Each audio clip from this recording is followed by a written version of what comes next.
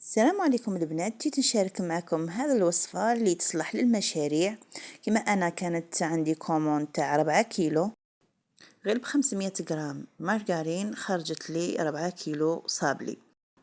هنا في ريسيبيون نديرو كيلة مارغرين، ونديرو كيلة سكر، ونديرو 4 بيض، 2 صفار 2 كاملين، ونديرو عطر الليمون، ونديرو مبشور الليمون، ونخلطوا كل شيء بالباتر. لهنا لازم تستخدمي الباتر به لاباط تاعك تخدميها غايه.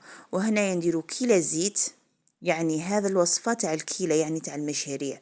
هنا نبدو نضيفو في الزيت تاعنا غير بشويه حتى اللي ينسجم منا مع المكونات الاخرين. وهنا خدمت هذا الصابلي بأرخص المكونات، يعني هذه المكونات اللي درتهم رخاص. يعني درت هذا المارغرين شيتها ب14,000، درت الفارينة تاعنا غير ب4,000. هنايا نديرو الليمون تاعنا، نديرو حبة ليم نعصروها ونديروها. هنا درت مغرف لافاني، وهنايا كيلة تاع مايزينا، ونديرو غير وحده لا ليفيغ به هنايا الشكل تاع الحبه تاعنا ما يفسدناش وما يتشققش من الفوق. هنا نكمل نخلط بالباتر، ومن بعد نجيب الفارينه تاعنا. هنا هذه هي الفارينه تاع النخله اللي نخدم بها انا. هنا نقعد نضيف في الفارينه ونخلط. هنايا انا الفارينه دات لي كيلو، والكيلو الزاوج بقى منه ربع الكيلو. شوفوا هنا لاباط تاعنا خرجت ما شاء الله طريه. شوفوا ما فيهاش الزيت، ماهيش عايقه الزيت تاعها. شوفوا ما شاء الله. هنا نغطوها ونخلوها نص ساعه تريح ونعاودوا نخدموا بها. وهذه هي الكميه اللي بقات لنا تاع الفارينه من 2 كيلو.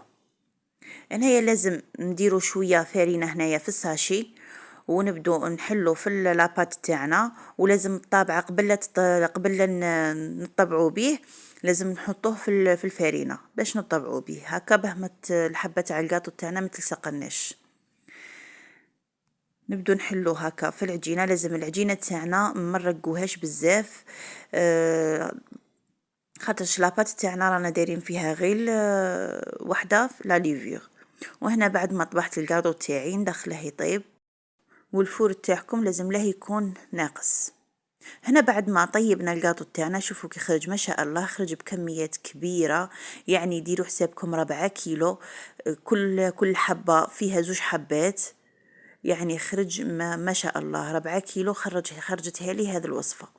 يعني بمقادير ماهيش غاليه، يعني مقادير رخيصه. شوفوا ما شاء الله هذه الوصفه قلت لكم تصلح للمشاريع. وهنا ما بقى لي غير نقول لكم تدعموا لي القناه تاعي وطلعوا لي الفيديو تاعي. يعني راني نحط كل قاع مجهودي ومانيش نصيب تفاعل.